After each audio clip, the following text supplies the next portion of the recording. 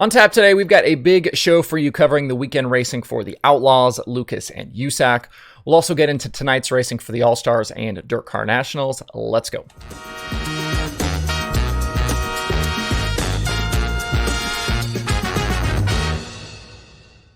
Today is Monday, February 14th, 2022. Welcome into Dirt Tracker Daily. I'm Justin Fiedler. Don't forget, today is Valentine's Day. If you have a significant other, there is still time to grab some flowers and some very expensive jewelry if you haven't done so yet. Anyways, dirt racing. I want to start the first segment about the World of Outlaws weekend on this show by shouting out the track crew at Volusia. World Racing Group and the track have taken quite a beating lately about the condition of the surface, and last Thursday night's Outlaw opener wasn't the start to the weekend they had hoped for. But Friday and Saturday, the track was massively better and looked much more like the Volusia we've grown accustomed to. Too often, the community gets incredibly vocal about the bad stuff and forgets to be vocal about the good stuff, so I want to be vocal about the improvement on today's show. Hopefully things are good to go for the rest of the weekend, and we'll be in line for some good racing tonight and through Saturday with the new series coming in. Back to Friday night, it was interesting that it appeared as though the Thursday track scared some guys off, or maybe they had mechanical issues from the night before. We lost 3 cars from Thursday to Friday in Alan Gilbertson, Kevin Thomas Jr., and Sam Haferty, but we did gain Tim Schaefer. KTJ raced both nights over at Bubba in the Midgets, so this may have been his plan all along, but I was a little surprised to see those other guys bail. And I know that both Brian Brown and Gio Scelzi basically packed it in on Thursday night to save equipment, so that need for self-preservation may have just been too strong. It's a shame because we had a great racetrack and an amazing feature. David Gravel sat on the pole and led most of the race, but things got wild inside 10 laps to go. We ended up with a 3-car battle between Gravel, Brad Sweet, and Sheldon Hodenshield, with each leading laps and some wild moves through lap traffic. There was one move from Sweet on Bill Rose. It was basically closing my eyes. I did not think Sweet was going to be able to get through there. Gravel actually ended up leading at the white flag and looked like he maybe had control of the race. But out of 4 coming to the checkered, Gravel got a little sideways on the high side with the lap car of Brian Brown just in front of him, and Sheldon was able to drag race him back to the line on the bottom and snag the win by 44 thousandths of a second. It was a fantastic finish and a great final corner for the 7 team. And we didn't find out until after the race that Gravel ran the second half of the feature with no right front shock. It was one hell of a drive, basically on only 3 corners. So Sheldon was your winner, Gravel second, Sweet ended up third, Carson Macedo hard charged from 16th to finish 4th, and Jacob Allen completed the top 5. On Saturday, I think the big story that had everyone talking was Casey Kane's wild crash right at the start of the night's B-main. He started 7th in that race, and into turn 1, he climbed the right rear of Jason Side's car and ended up going hard into the turn 1 fence. The car was completely destroyed, but Kane did get out under his own power and walk away. And I could be mistaken, but I think I heard he ended up going to the hospital for evaluation that night.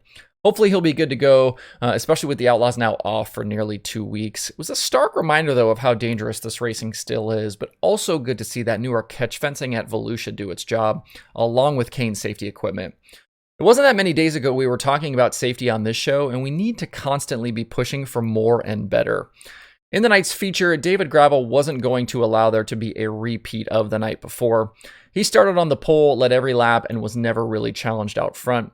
He took the victory and the Big Gator Championship for the week. It was actually Gravel's first ever Outlaw win at Volusia, which is almost hard to believe with all the wins he has.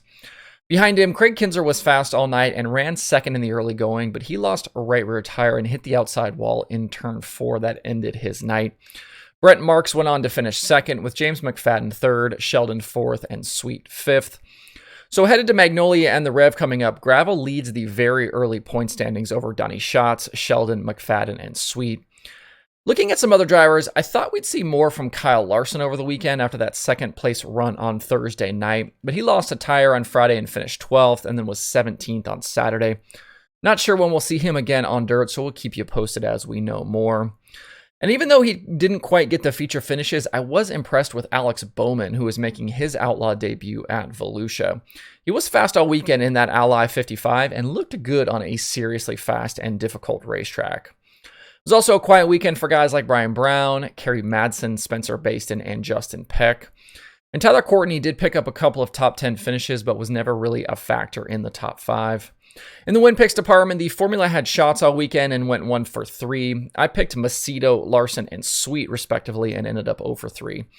So now the Outlaw teams get some days off to reset, and we'll see them next on February 25th and 26th. Across the state at East Bay, the Lucas Oil Late Model Dirt Series closed out their portion of Speed Weeks over the weekend with 2 more races. Brandon Shepard came into Friday having won 2 straight features, and after a great battle with Chase Youngans and Brandon Overton, just went ahead and made it 3 straight. He led a total of 39 of the 50 laps on Friday night, and in the end, topped Overton, Ashton Winger, Devin Moran, and Tim McCready for the victory. I think Overton may have had a shot at him late in the going, but a crash in front of the leaders left Overton with damage, and then he couldn't do anything with the Rocket 1 on the final restart. On Saturday night, through halfway, it looked like BShepp was just going to cruise to win number 4. At one point, he was like 4 seconds in front of the rest of the field. But a caution closed everyone back up together, and Devin Moran was able to get by for the lead on lap 34. Shepard then tagged the outside wall and fell back through the field, which then led to him getting caught up in a crash with Garrett Alberson and Stormy Scott that ended his night. Tough end to a great week for that Rocket house car. Out front, Moran led the final 17 laps to earn his 3rd Lucas victory of the season. He beat Tyler Erb, Mark Whitener, Tanner English, and Overton. Afterwards, Moran was emotional talking to Michael Rigsby as his brother Wiley, who's been such a big part of that team, is set to depart that group coming up. Wiley's coming off the road to, I believe, start his own business, and Devin will definitely miss him out there. It'll be interesting to see also how that affects the performance of that 9 car and who they get to replace Wiley. Through these opening Lucas nights, Devin had 12 top 10s in 12 races, including 3 wins and an average finish of 3.33. The other big takeaway I had from the week was about Brandon Overton. He literally led laps every single night at East Bay, but couldn't find his way to a victory. He had mechanical issues, got caught up in incidents, or just flat faded at the end. And I picked him to win 4 of the 5 nights because I figured he'd get it done eventually, but that was just to no avail. Leaving East Bay now, Shepard leads the Lucas standings over Moran, McCready, Erb, and Ricky Thornton Jr. Series gets about the next month off, returning to racing on March 11th at 411 Motor Speedway. Another series that kicked off their 2022 season over the weekend was the USAC National Midgets. They took on Bubba Raceway Park on Friday and Saturday, and the weekend turned into a sweep for Justin Grant. The opening victories could bode well for Grant in his pursuit of the championship this season. 3 of the past 4 champions won the season opener at Bubba. On Friday night, Kenna McIntosh led the opening lap from the pole, and then it was all JG out front. Emerson Axum and Tanner Thorson tried to challenge him in lap traffic near halfway, but the 2 was just too strong. Grant took the victory with Thorson 2nd, Brenham Crouch 3rd, Thomas Meserol 4th from 13th, and Buddy Kofoid completing the top 5. Axum was in line for a podium finish, but flipped in turn 3 coming to the checker. He was all right, but finished in the 12th position. The Saturday feature was actually delayed mid-race by some rain, but they did end up getting all of the laps complete. Young Jade Avedisian was yet again impressive, starting from the pole and leading the first 18 laps. Her inexperience, though, just caught her out when she got held up in lap traffic past halfway. Grant was able to take advantage and muscle by her to lead lap 19. Buddy Kofoid was then also able to get by her before she could clear that lap car of Hayden Reinbold. JG held off Buddy in the closing laps for the victory, so Grant was your winner, Kofoid 2nd, Avedisian 3rd, Axum 4th, and Mitchell Moles completed the top 5. Thomas Meserol actually ended up flipping twice on the night. He crashed early, then got back in the car to try to salvage a finish, but then broke an axle late and flipped yet again. Terrible luck for him. Grant leaves the weekend with a 9-point advantage over Kofoid in the standings. Both me and the win predictor whiffed both nights. It had Kofoid Friday and Saturday. I had Kofoid and Thorson. The formula is now 6 for 18 on the season, while I'm kind of an abysmal 2 for 18. The Midgets go quiet now until about the middle of March when they have some special events. As for Buddy Kofoid, he and the Keith Kunz Sprint Car squad had a little bit of trouble yesterday at Bubba. It looked like he maybe blew a tire in a test session and crashed that sprint car. Kunz posted to his Facebook account that Buddy was okay and that they will try and get that car repaired today. Other weekend winners included Mike Maresca with the Short Track Super Series on Friday at Alltech. The Saturday program was lost to rain. Nick Hoffman grabbed another Gator championship with the UMP mods at Volusia.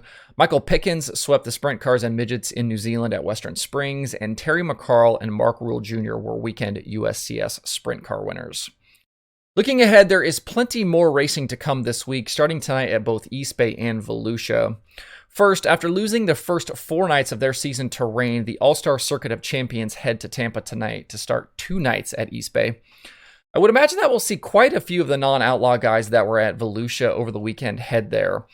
Well, for sure, we'll see Corey Eliason, Tyler Courtney, Justin Peck, Brent Marks, Danny Dietrich, Gio Selzy, Terry McCarl, Aaron Reitzel, and Wayne Johnson. This race had 36 cars in 2021, and I would guess we'll probably be in the high 20s or low 30s again for tonight and tomorrow. The last 3 All-Star races at East Bay have been won by Donnie Schatz, Kyle Larson, and Aaron Reitzel. We won't see Schatz the next 2 nights, and if there's also no Larson, which sounds like there won't be, Reitzel is the favorite from the DirtTracker.com analytics prediction formula. I think I'll go Reitzel as well for the win pick. He showed some good speed at Volusia with that Toyota power. If you aren't nearby, you can watch the racing live tonight over on Flow. And at Volusia tonight, we're in for a busy program as the event switches out divisions. We'll see Dirt Car late models for a full program, practice for the Super Dirt Car Series, and the debut of the Xtreme Outlaw Sprint Cars. The late model competitors will race for $7,000 to win tonight, with the Sprint Cars going for $5,000. Usually a pretty strong group of late models for DCN, and I don't expect any different there this year. As for the Sprint Cars, we know we've got a solid group of full-timers coming to debut with the Xtreme Outlaws, and I'd imagine with USAC on tap for this coming weekend, a few of those guys will come down early to hit Volusia. According to a series release, the final list of full-timers grew pretty substantially. It now includes Anthony Nicholson, Chad Baisflug, Chase Stockin, Cole Bodine, Dallas Hewitt, Dennis Guile, Jason McDougall, Corey Schutte, Kyle Shipley, Landon Simon, Mario Klauser, Mitchell Moles, Shane Cockrum, Wesley Smith, and Zach Dahm. And then we could also see names like Alex Bray, Brady Bacon, Briggs Danner, Carson Short, CJ Leary, Jake Swanson, Justin Grant, Logan Seavey, Matt Westfall, Robert Ballou, Shane Cottle, and Timez. We could have a very, very strong field of non-wing sprint cars tonight. We didn't yet know what the Xtreme Outlaw format would look like, but they finally dropped that yesterday as well. So here's the breakdown. Drivers will draw for heat race start position, then group qualify to set the lineups. Heat races will have a 4-car invert with drivers earning points in both qualifying and the heat races. The top 16 in points following heats will go straight to the feature, with 17th on back headed to the B. We'll then either have 4 or 6 cars transferred from the B depending on field size. For the feature, the high point men will draw for an invert of either 0, 4, or 6, with 7th on back set by points and the B main transfers. Definitely a little more complicated of a format than I would have liked to have seen here. Passing points haven't really been part of the WRG group of series, but it's not a surprising development with who is in charge here. Hopefully things continue to go well with the track at Volusia though, and we get to see some great racing over the next couple of nights. If you aren't headed out to DCN, you can watch all of the racing live on Dirt Vision. Over the weekend, I turned the new ASCS portion of the analytics section live. I've got the first 15 races from the 2021 season entered, and we'll be adding more very quickly over the next few days. The ASCS National Tour becomes the 9th series and event we are tracking in the database, joining both the World of Outlaws series, the All-Stars, Lucas, Chili Bowl, and the 3 USAC national divisions. And between the weekend's races that I entered and the new ASCS stuff, we have now pushed across 1,000 total races worth of data in the database. So plenty of results, stats, driver pages, and more to look through. Remember that a lot of stuff is free on the site, but if you want even more tools and analysis, you can grab a subscription to Dirt Tracker Plus for just $4.99 a month. To see all of this, visit dirttracker.com/analytics. There are 3 shows on the streaming schedule today. Dirt Vision has the Dirt Car Nationals from Volusia, and Flow Racing has the All-Stars from East Bay, plus Flow 24/7. To see the full daily streaming schedule with links to watch, visit dirttracker.com/watch tonight. That's it for the show today. Hope you have a good Monday. If you have thoughts about the topics on today's show, please leave them in the comments below or tweet at me. Thanks everybody for tuning in. We'll see you tomorrow for more Dirt Tracker Daily.